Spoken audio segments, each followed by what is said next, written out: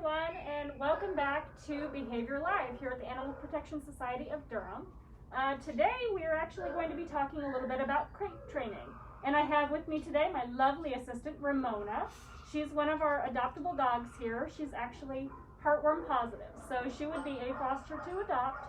And she is a lovely little girl, a little bit older, but super, super sweet. So basically what you want to do with crate training is to start out slow.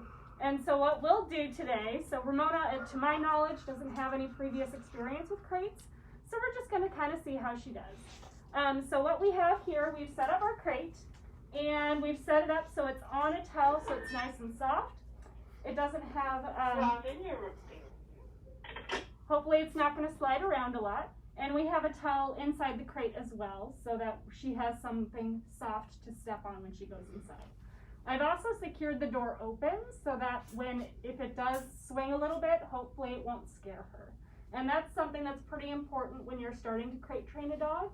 And so what we're going to do is we're just kind of going to get her familiar with the crate itself and her moving around the crate. And then we're going to start doing treats inside the crate as well as outside the crate. Ramona! Hey, baby. Hey. Ramona. So I put a treat in front of the crate, and then we'll put a little treat inside the crate. Yeah, good girl. Outside the crate. Inside the crate. A little bit farther this time. Good job. Good girl, Ramona. And you want to kind of just keep repeating that until she feels comfortable moving in and out of the crate. Good job. Good girl. And there she is. Come here, Ramona. Yeah. Good girl. Ready? Okay.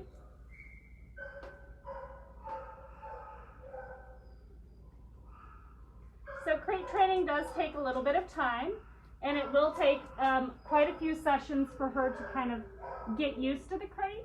So one of the things that we'd suggest you do is to do it in stages. And so just start with this, and then once you feel like she's really gotten well accomplished at going in and coming out of the crate to get treats, then you can go on to the next step. What's in there? Do you not see it? What's in there? She's like, I don't see that treat in there. What's in there? It's right there.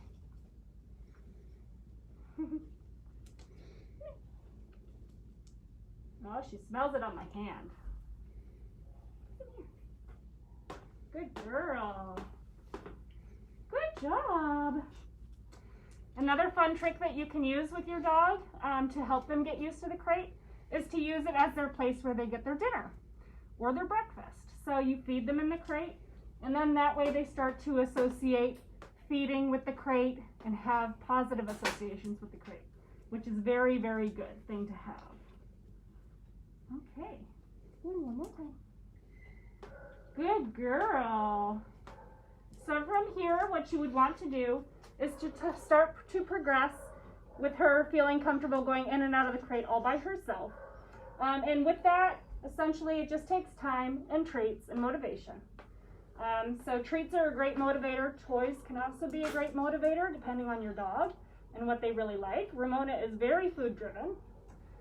So from here, what we would probably do is to continue feeding her in her crate, giving her treats for going into the crate. And then eventually we would start to just close the door for a second or two. And as long as she stays calm, as long as she's fully inside the crate, then we'll open it back up and we'll let her out. And we can go in and out several times like that. Get it. Good girl. So we'll just keep on repeating those things. And then you extend the time period that she's inside the crate. And what you always want to do when the dog is inside the crate, you want to make sure that they're entertained, that they have something to do, and that they're having a good time. So what we can do to help ensure that is to actually provide different types of things for them. One of them being a stuffed Kong. And I have one of those over here that I'll go grab for her real quick. Come here, Ramona. Let's go get your Kong. So this is just a black Kong that's filled with peanut butter. And as you can see, Ramona's a fan of peanut butter, which is great. So this is something that you can leave in the crate with the dog. And it's something that's pretty tasty that they like to eat. And as you can see, she'll go all the way in there for that Kong. And so she's getting more and more comfortable with the crate. And once your dog is familiar with the crate and more comfortable, you can leave that in there with them. You can also leave Nylabone in there with them. If you have a dog that is a chewer and really likes to chew, then we can definitely leave Nylabone in the crate as well. Who is that, Ramona? Good girl.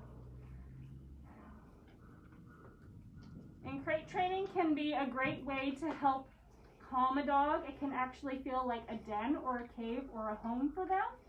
So what we recommend doing is to always leave the crate door open for the dog. So that during the day, even when they're not supposed to be in the crate and you're at home with them, hopefully they'll have a place that they can feel comfortable going to and going inside and just relaxing. Another thing that you can do to help it feel a little more cave-like or a little more den-like is to cover the crate with a towel, an old sheet or an old blanket. And that kind of creates this atmosphere where the dog feels a little bit more secure. Some dogs like it, some don't. So you kind of have to test out what your dog is going to like and what they're not going to like. And eventually what you want to do is to just increase the amount of time that the dog is inside the crate, and randomize it too. So make sure it's differing lengths of time. Make sure it's times when you're home as well as times when you're away from the house. So it's not always all the same. And that's the basic introduction to how to crate train your dog. I hope you've enjoyed this, and we'll have a great day. Thanks, y'all. Take care.